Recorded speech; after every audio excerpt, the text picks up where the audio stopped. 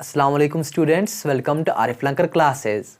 तो चला आया हूँ मैं आपके लिए लेकर एक नई video series related to your class 10th chemistry and the name of the chapter is बेटा कार्बन एंड इट्स कंपाउंड्स। बेटा अगर हम इसी चैप्टर की बात कर लेंगे as per the JK BOSE syllabus point of view और as per the CBSE point of view, तो इसके सबसे ज़्यादा मार्क्स है आपके बाकी। अगर हम बाकी चैप्टर्स देखेंगे तो उनके कंपैरिजन में इस चैप्टर के सबसे ज़्यादा मार्क्स है बेटा, और ये सबसे लेंथी वाला चैप्टर भी है अगर हम बाकी चैप्टर्स के कंपैरिजन में बेटा इस चीज़ को देख लेंगे। One of the most important chapter, बहुत ही आसान चैप्टर बट थोड़ा सा लेंथी है, तो कोई मसला नहीं। हर एक कॉन्सेप्ट में इस चैप्टर का क्लियर कर दूंगा बेटा आपको, हर एक इंटेलेक्चुअल क्वेश्चन बेटा मैं आपको समझा दूंगा, और हर एक एक्सरसाइज के पीछे जो क्वेश्चन है वो भी बेटा मैं आपको यहाँ पर दिखा दूंगा। बस सिर्फ एक चीज़ है, आप फुल अटेंशन बेटा मेरी ओर रख लो, पेन और कॉपी को बेटा आगे रख लो।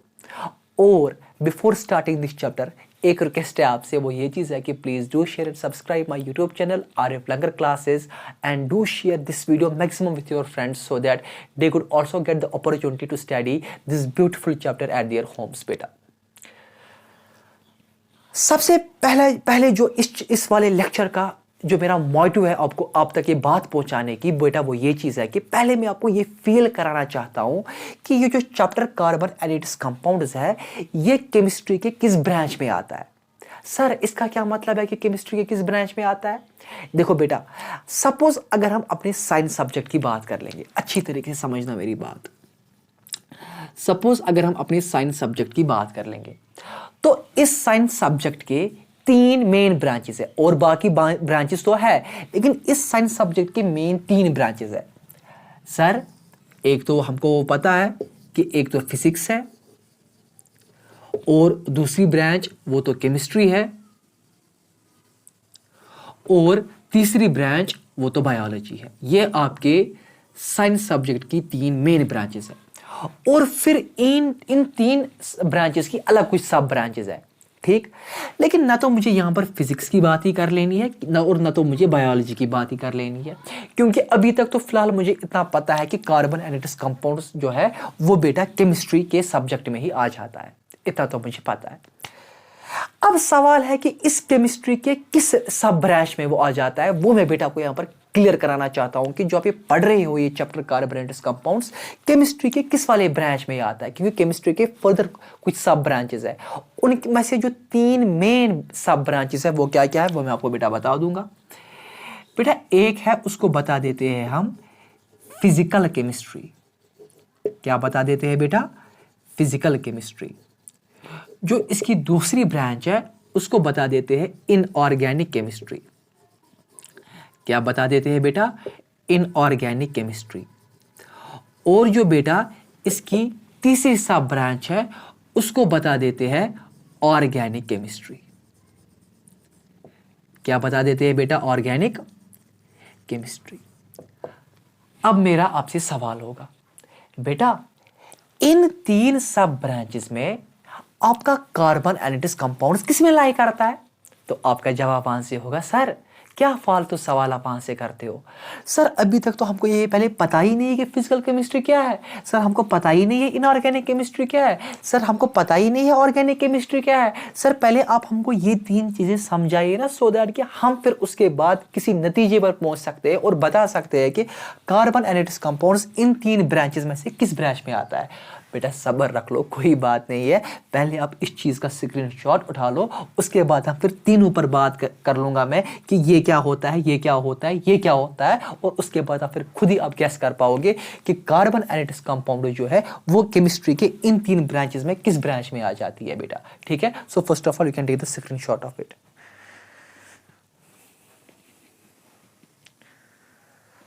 सो आई होप कि बेटा आपने इस चीज़ का स्क्रीनशॉट उठाया हुआ होगा।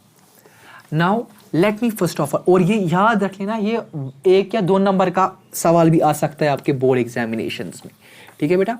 तो अब हम सबसे पहले उठाएंगे फिजिकल केमिस्ट्री। क्या उठाएंगे? Physical chemistry. समझना बेटा मेरी बात, सबसे पहले हम बात कर लेंगे कि फिजिकल केमिस्ट्री क्या होती है। बेटा अगर हम फिजिकल केमिस्ट्री की बात कर लेंगे, ये एक ऐसी ब्रांच है केमिस्ट्री की जिसमें हम स्टडी करते हैं केमिकल प्रॉपर्टीज ऑफ मटेरियल्स। क्या बेटा स्टडी करते हैं केमिकल प्रॉपर्टीज ऑफ मटेरियल्स, लेकिन वो जो केमिकल प्रॉपर्टीज है वो एक्सप्लेन की जाती है by the laws of physics.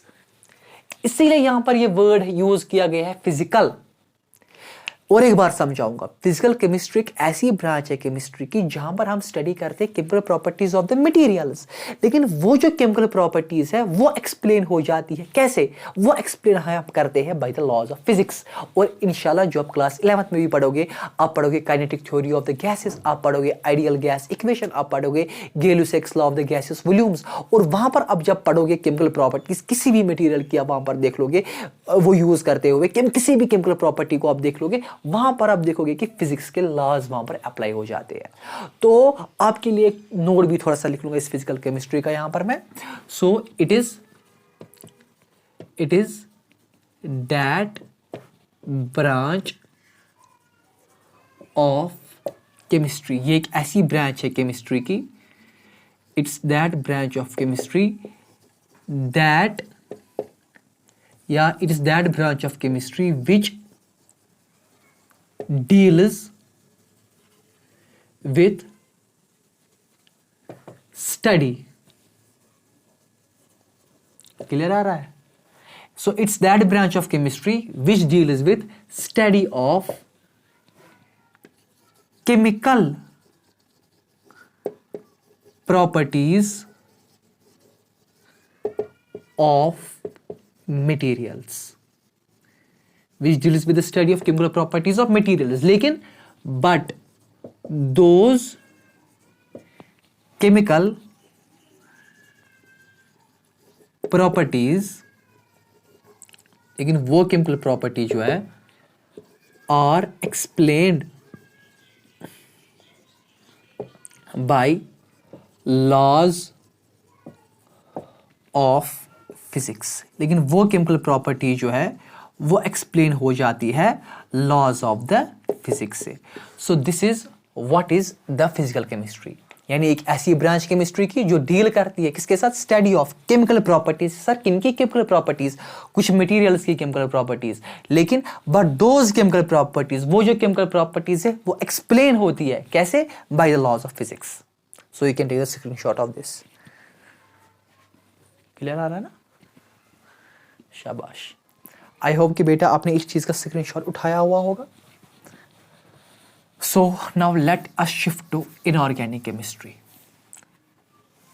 अब इनऑर्गेनिक केमिस्ट्री की हम बात कर लेंगे बेटा, अच्छी तरीके से समझ लेना बेटा बात को। अब हम बात करेंगे इनऑर्गेनिक केमिस्ट्री।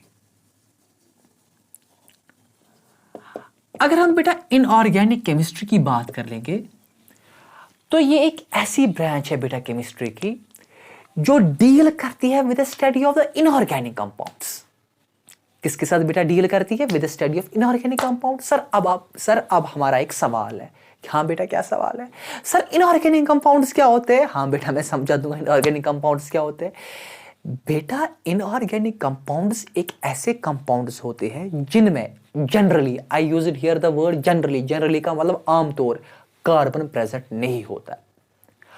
अब अगर कार्बन प्रेजेंट होगा भी तो वो वहां पर बॉन्ड नहीं बनाएगा हाइड्रोजन एटम्स के साथ। सर बॉन्ड का मतलब क्या है वो मैं आगे समझाऊंगा। बॉन्ड का मतलब क्या है अभी तक आप समझो। बॉन्ड का मतलब है कार्बन मिला नहीं हुआ होगा। सपोज अगर ये कार्बन है, ये हाथ, और अगर ये हाइड्रोजन है, ये हाथ और ये हाथ किसी चीज से आपस में मिले हुए नहीं होंगे। सो कार्बन जो है वो इस बॉन्ड नहीं बनाता होगा हाइड्रोजन के साथ। और एक बार रिपीट करूंगा, इनऑर्गेनिक कंपाउंड्स एक ऐसे कंपाउंड्स होते हैं जिनमें जनरली कार्बन प्रेजेंट नहीं होता है, और अगर अब कार्बन प्रेजेंट होगा भी वो बॉन्ड नहीं बनाएगा हाइड्रोजन एटम्स के साथ, और वो कार्बन नहीं हमको मिलता है फ्रॉम द लिविंग सोर्सेज। वो कार्बन फिर कहां से आया हुआ होता है? वो आया हुआ होता है from the non living sources. कुछ केमिकल रिएक्शंस हो जाती है, वहां से भी कार्बन आया हुआ होता है, या कोई किसी और तरीके से, लेकिन लिविंग सोर्सेज से नहीं, लिविंग ऑर्गेनिज्म से नहीं, यानी प्लांट्स और एनिमल से वो कार्बन हमको नहीं मिलता है। क्योंकि इनऑर्गेनिक का मतलब हुई होता है नॉट लिविंग, जिसमें लाइफ नहीं होती है बेटा। तो इसकी भी डिफिनेशन बेटा मैं यहां पर लिख लूंगा आपके लिए। So inorganic chemistry, it is that branch of chemistry, ये एक ऐसी ब्रांच है केमिस्ट्री की, it is that branch of chemistry which deals with study, जो डील करती है किसके साथ, with study of inorganic compounds, जो डील करती है with study of inorganic compounds. और याद रख लेना बेटा, इस कंपाउंड के बदले आप यहां पर वर्ड यूज कर सकते हो किसी वक्त मॉलिक्यूल भी, क्योंकि सर पहले हमको ये चीज समझा दीजिए कंपाउंड और मॉलिक्यूल में फर्क क्या है। देखो बेटा, जब दो सेम एटम्स या दो डिफरेंट एटम्स या दो से ज्यादा सेम या डिफरेंट एटम्स जब आपस में मिल जाते हैं तो वहां पर बनता है मॉलिक्यूल। क्या बनता है? मॉलिक्यूल। लेकिन अगर अब जो दो एटम्स मिले हुए होंगे, अगर वो सेम होंगे या दो से ज्यादा भी अगर होंगे, बट वो सेम होने चाहिए, अगर वो सेम एटम्स है, अगर वो आपस में मिल जाते हैं तो उस मॉलिक्यूल को कहते हैं बेटा तब एलिमेंट। और अगर जो ये दो एटम्स मिले हैं, अगर ये डिफरेंट है या दो से ज्यादा भी अगर है, लेकिन वो डिफरेंट होने चाहिए, अगर वो आपस में मिले हैं तो उस मॉलिक्यूल को हम नाम देते हैं compound. So, inorganic chemistry, it is that branch of chemistry which deals with the study of inorganic compounds, या यहाँ पर हम मॉलिक्यूल भी बोल सकते हैं, क्योंकि मुझे अभी एक एग्जांपल उठानी है ना, जब मैं एग्जांपल्स में दिखाऊंगा diamond is not a compound, diamond is a molecule, वो मैं वहां पर समझाऊंगा अभी कैसे। सो यहाँ पर समझना इस बात को कि जब इनऑर्गेनिक केमिस्ट्री की बात करते हैं, ये एक ऐसी ब्रांच है केमिस्ट्री की जो डील करती है study of inorganic compounds. Sir inorganic compounds क्या होते हैं? मैं लिखूंगा यहाँ पर inorganic compounds, inorganic compounds are those compounds, ये एक ऐसे compounds होते हैं, inorganic compounds are those compounds which do not, share तो नहीं आ रही है, हाँ? which do not contain carbon generally, यानी जिनमें कार्बन जनरली प्रेजेंट नहीं होता है। सो इनऑर्गेनिक कंपाउंड्स और those compounds which do not contain carbon generally, जिनमें कार्बन जनरली प्रेजेंट नहीं होता है। And if carbon is present, अगर किसी केस में कार्बन प्रेजेंट होगा भी, and if carbon is present it would, या इट, हाँ आप बोलोगे अगर अब कार्बन प्रेजेंट होगा भी, but and if carbon is present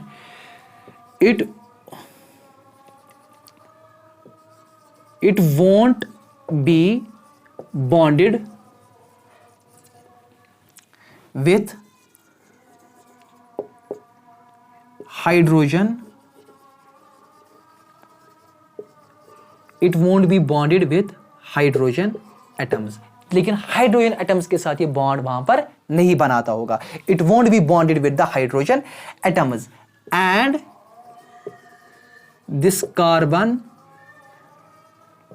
would be obtained from non living sources. ये लिविंग सोर्सेज से नहीं होगा, ये नॉन लिविंग सोर्सेज से होगा when we talk of inorganic chemistry. Repeat कर लूंगा, एक ऐसी ब्रांच है केमिस्ट्री की जो डील करती है with the study of the inorganic compounds. Sir inorganic compounds क्या होते हैं? Inorganic compounds are those compounds which do not contain carbon generally, जिनमें जनरली कार्बन प्रेजेंट नहीं होगा। And if carbon is present, अगर अब कार्बन प्रेजेंट होगा, it won't be bonded, ये बॉन्डेड का मतलब ये बॉन्ड नहीं बनाता होगा। सर बॉन्ड क्या होता है वो मैं समझाऊंगा आगे, अभी तक इतना ही समझो। वो मिला नहीं होगा किसके साथ? It won't be bonded with the hydrogen atoms and this carbon would B obtained. अगर अब कार्बन होगा भी, वो कहां से मिला होगा वो carbon? And this carbon would B obtained from the non living sources. ये लिविंग सोर्सेज से नहीं हमको मिला होगा, लिविंग सोर्सेज यानी प्लांट्स और एनिमल से नहीं मिला हुआ होगा, ये मिला हुआ होगा from the non living sources से बेटा। तो ये है what is called inorganic chemistry. अब मैं इसमें कुछ एग्जांपल्स आपको दिखाऊंगा, आप समझ जाओगे। सपोज मैं लिखूंगा NaCl, सोडियम क्लोराइड। क्या आपको इस सोडियम क्लोराइड में कहीं पर कार्बन दिख रहा है? नहीं सर, मैंने तो डेफिनेशन भी वही बोला ना, inorganic compounds are those compounds which do not contain carbon, जिसमें कार्बन नहीं होता है। कहाँ सोडियम क्लोराइड में कार्बन कहाँ है? दूसरी बात, क्या सोडियम क्लोराइड कंपाउंड है? हाँ सर ये कंपाउंड है, क्योंकि यहाँ पर दो डिफरेंट एटम्स मिल रहे हैं, सोडियम और क्लोरीन, तो सर ये कंपाउंड बन गया। क्योंकि मैंने बोला ना कंपाउंड होता है जब दो डिफरेंट या दो से ज्यादा भी अगर होंगे बट डिफरेंट एटम्स होने चाहिए। सर और एक एग्जांपल बता दीजिए। सपोज मैं यहां पर लिखूंगा HCl, hydrochloric acid, it's also a compound, क्योंकि दो डिफरेंट एटम्स मिल रहे हैं, हाइड्रोजन और क्लोरीन। बेटा कोई डाउट तो नहीं है बेटा? अब एग्जाम्पल में उठाऊंगा तीसरी, डायमंड। अगर आप बेटा डायमंड की बात कर लोगे, सर डायमंड में तो कार्बन ही कार्बन है सारा, sir it is the purest form of the carbon, यहां पर तो कार्बन ही कार्बन है सारा। हाँ बेटा कार्बन तो है डायमंड में, लेकिन मैंने यहां पर लिखवाया and if carbon is present, अगर कार्बन प्रेजेंट होगा भी, it won't be bonded to hydrogen atoms. क्या डायमंड में तो कार्बन ही सारा है, लेकिन क्या वो कार्बन हाइड्रोजन एटम्स के साथ बॉन्ड बनाता है? नहीं बनाता है। इसीलिए तो मैंने यहां पर बोला and if carbon is present it won't be bonded to hydrogen atoms, और आप डायमंड में नहीं देखते हो कि कार्बन बॉन्ड होता है हाइड्रोजन एटम्स के साथ। और तीसरी बात, डायमंड में जो कार्बन होता है वो लिविंग सोर्सेज से हमको नहीं मिलता है, वो नॉन लिविंग सोर्सेज से हमको मिलता है, क्योंकि कुछ केमिकल रिएक्शंस हो जाती है वहां से वो कार्बन मिलता है, ना कि लिविंग सोर्सेज से। ठीक है बेटा? सिमिलरली अगर मैं लिखूंगा CO, it's carbon monoxide, carbon present है, क्या आपको लग रहा है कि वो बॉन्डेड है हाइड्रोजन एटम्स के साथ? नहीं, क्योंकि यहां पर तो सिर्फ CO है। सिमिलरली मैं लिखूंगा CO2, कार्बन डाइऑक्साइड, कार्बन क्या बॉन्डेड है हाइड्रोजन के साथ? नहीं बॉन्डेड है, ये तो ऑक्सीजन के साथ यहां पर है, तो हुई ना fulfil definition, it won't be bonded to hydrogen atoms. तो इन कंपाउंड्स को बेटा हम नाम देते हैं इनऑर्गेनिक कंपाउंड्स, और जिसमें हम इनऑर्गेनिक कंपाउंड्स को स्टडी करते हैं उस ब्रांच को बोलते हैं इनऑर्गेनिक केमिस्ट्री। और यहां पर मैं लिख सकता हूं एटसेट्रा एटसेट्रा। अभी आपको थोड़ा सा फील आ रहा होगा कि कार्बन एंड इट्स कंपाउंड्स किस ब्रांच ऑफ केमिस्ट्री में आता होगा, तो उसके लिए अभी मुझे और एक तीसरा पढ़ाना पड़ेगा, पहले organic chemistry. So you can take the screenshot of this also. Clear? तो फिलहाल यहां तक अभी हमको दो चीजें क्लियर हो गई। अब मैं उठाऊंगा बेटा यहाँ पर ऑर्गेनिक केमिस्ट्री, अच्छी तरीके से समझना बेटा। ये जो मेरा डस्टर तो मुझे यहाँ पर था, लेकिन ये इससे अच्छा बोर्ड इरेज नहीं होता है, ये मामा का दुपट्टा है, पहले वाले वीडियो से यूज़ करता आ रहा हूँ, तो इसी से अब साफ करता हूँ। ओके, अब हम लास्ट पर ऑर्गेनिक केमिस्ट्री पर। So it's that branch of the chemistry which deals with the study of, बस मैं भी रब कर रहा हूँ, आपको मैं अभी समझाऊंगा। पहले मैं यहाँ से करता हूँ बेटा इरेज, और उसके बाद आपको अच्छे से समझाऊंगा क्या होते हैं ऑर्गेनिक कंपाउंड्स और क्या होती है ऑर्गेनिक केमिस्ट्री। समझना बेटा। अब जो हमारे लास्ट का बचा है ऑर्गेनिक केमिस्ट्री, बेटा ये एक ऐसी ब्रांच है केमिस्ट्री की जहाँ पर हम स्टडी करते हैं ऑर्गेनिक कंपाउंड्स को। सर वो क्या होता है ऑर्गेनिक कंपाउंड्स को?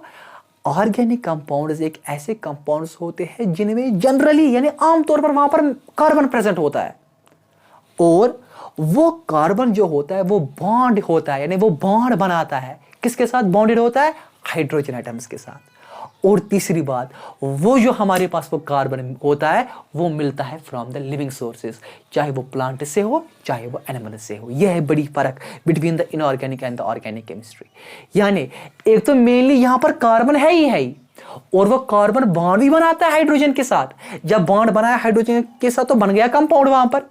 ठीक है बेटा? अब थोड़ा फील कर लो चैप्टर को, कार्बन एंड इट्स कंपाउंड्स। एक तो जनरली कार्बन प्रेजेंट है और कार्बन बॉन्ड बना रहा है हाइड्रोजन के साथ और बाकी एलिमेंट्स के साथ भी, बट जनरली हाइड्रोजन के साथ, और वो कार्बन मिल रहा है फ्रॉम द लिविंग सोर्सेज। तो मैं डेफिनेशन में यहां पर लिखूंगा, it is that branch of chemistry which deals with the study of the organic compounds. Organic, और यही मैं आपको इससे पहले भी बोल रहा था, डायमंड जो है that is not it is a molecule, क्योंकि वो सिर्फ कार्बन एटम्स का बना हुआ है वहां पर। अच्छा सर, ऑर्गेनिक कंपाउंड्स क्या होते हैं? ऑर्गेनिक कंपाउंड्स और दोज कंपाउंड्स, ऑर्गेनिक कंपाउंड्स एक ऐसे कंपाउंड्स होते हैं which generally contain carbon, which generally contain carbon, and that carbon, जो कार्बन है, and that carbon is bonded. Bonded का मतलब ये किसके साथ बॉन्ड बनाता है? And this carbon is bonded with hydrogen atoms, और ये हाइड्रोजन एटम के साथ जनरली बॉन्ड बनाता है, and this carbon is generally bonded with the hydrogen atoms, and the carbon is obtained, यहां पर जो कार्बन है वो ऑब्टेन हो जाता है, and the carbon is obtain from living sources. ये हमको बेटा मिलता है कहां से? फ्रॉम लिविंग सोर्सेज से। तो आप देख रहे हो खुद ही बेटा, यहां पर क्या देख रहे हो? ऑर्गेनिक कंपाउंड्स एक ऐसे कंपाउंड्स है जो जनरली कंटेन करते हैं कार्बन को, सिर्फ कार्बन ही कार्बन है इसमें, और वो कार्बन बॉन्ड बनाता है हाइड्रोजन एटम्स के साथ। तो जब किसी कार्बन ने किसी डिफरेंट एटम के साथ बॉन्ड बनाया तो क्या बन गया? कंपाउंड बन गया। तो यहीं से आपको पता चल रहा होगा जो कार्बन एंड इट्स कंपाउंड्स है वो केमिस्ट्री के, ऑर्गेनिक केमिस्ट्री के ब्रांच में आ जाती है। आ गया बेटा समझ? अगर आपको एग्जाम में सवाल आएगा एमसीक्यू में, देखो, if you are more curious in scoring the 500 out of 500, तो आपको मेरा कोई वीडियो ही नहीं इसमें एक तो छूटना चाहिए, और हर एक चीज पर आपको नजर होनी चाहिए कि वहां पर सवाल आएगा ऑर्गेनिक केमिस्ट्री जो है, वहां पर सवाल आएगा ये जो कार्बोनेटिक कंपाउंड है ये केमिस्ट्री ये किस वाले ब्रांच में आ जाती है। So what should be your answer? Your answer should be ये आ जाती है ऑर्गेनिक केमिस्ट्री के ब्रांच में। खुद आपने देख दिया कि ऑर्गेनिक गो लाइफ कार्बन, यहां पर मैंने खुद बोला, ऑब्टेन हो जाता है from the living sources, living sources से ऑब्टेन हो जाता है। ये दिमाग में रख लेना है यार, ये एमसीक्यू में आ सकता है बेटा सवाल। अब आप बोलोगे सर ऑर्गेनिक कंपाउंड्स में की एग्जांपल्स क्या है? हाँ बेटा मैं यहां पर लिखूंगा एग्जांपल्स। सबसे पहले एग्जांपल जो आप प्लास्टिक्स यूज करते हो, प्लास्टिक आइटम्स, प्लास्टिक आइटम्स। बेटा ये जो प्लास्टिक आइटम्स होते हैं, प्लास्टिक आइटम्स आपके जनरली ऑर्गेनिक कंपाउंड्स ही होते हैं, क्योंकि इनमें कार्बन होता है जो बॉन्ड होता है हाइड्रोजन एटम्स के साथ, और वो कार्बन हमको मिलता है फ्रॉम द लिविंग सोर्सेज। दूसरा चीज, मेडिसिन जो हम लेते हैं वो मेडिसिन भी जो होते हैं वो ऑर्गेनिक कंपाउंड्स ही होते हैं, क्योंकि उस मेडिसिन में जो होता है वो जनरली कार्बन ही होता है, और वो बॉन्ड होता है हाइड्रोजन के साथ, और वो कार्बन मिला हुआ होता है फ्रॉम द लिविंग सोर्सेज। और एक एग्जांपल, फूड जो हम ईट करते हैं, फूड वी ईट, जो हम फूड खाते हैं एटसेट्रा एटसेट्रा, ये फूड भी ऑर्गेनिक कंपाउंड्स ही होते हैं, यानी कार्बन बॉन्ड होता है हाइड्रोजन के साथ और एक कार्बन मिला हुआ होता है from the living sources. So this is what is the organic chemistry. तो अगर आपको अब सवाल आया एग्जाम में carbon and its compounds is studied under which branch of the chemistry, तो आपको फील हुआ होगा कि it is basically studied under the branch of the organic chemistry. तो ये था बेटा आज मेरे वीडियो का मुद्दा और मकसद कि पहले वाले इस इंट्रोडक्शन वाले लेक्चर में पहले आपको मैं ये फील कराऊं कि जो आप ये कार्बन एंड इट्स कंपाउंड्स पढ़ते हो ये केमिस्ट्री के किस वाले ब्रांच में आ जाता है बेटा। सो आई होप कि बेटा आपको ये चीज़ अच्छी तरीके से समझ में आई होगी। इसके बावजूद भी कोई डाउट या कन्फ्यूजन हुआ होगा, सो आप इजीली मुझे कॉल भी कर सकते हो, टेक्स्ट भी कर सकते हो, या मुझे कमेंट सेक्शन में बता भी सकते हो। इंशाल्लाह अब जो हमारा सेकंड लेक्चर होगा उसमें हम ये चीज़ देख लेंगे कि बॉन्ड क्या होता है, जो मैं अभी तक आपको ये बोल रहा था, ये बॉन्डेड ये बॉन्ड क्या होता है, और फिर हम इस बॉन्ड के टाइप्स देखेंगे। आयोनिक बॉन्ड, कोवेलेंट बॉन्ड है तो बहुत सारे bonds, ionic bond, covalent bond, sigma bond, pi bond, banana bond, delta bond, तो हमको वो सारे नहीं पढ़ने हैं। We have to only study the ionic and the covalent bond.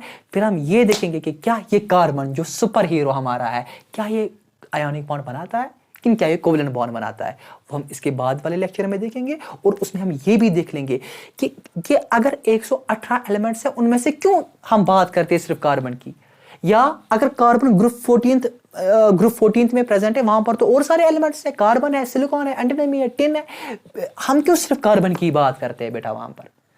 तो इतना क्या, यानी हम एक टॉपिक ही पढ़ेंगे जो एग्जाम में आता है, called is the versatile nature of the carbon, कि कार्बन की क्या यूनिकनेस है, कार्बन क्यों इतना मशहूर है, कार्बन में क्या इतनी खुसूसियत है, और वो सवाल भी एग्जाम में आ जाता है। हम इंशाल्लाह सेकंड लेक्चर में बेटा क्लियर कर लेंगे। So please again do share and subscribe my YouTube channel, और इसको शेयर करते रहो बेटा, ताकि मेरी आवाज़ जो है, ये मेरी बात जो है वो दूसरे तक पहुंचनी चाहिए बेटा।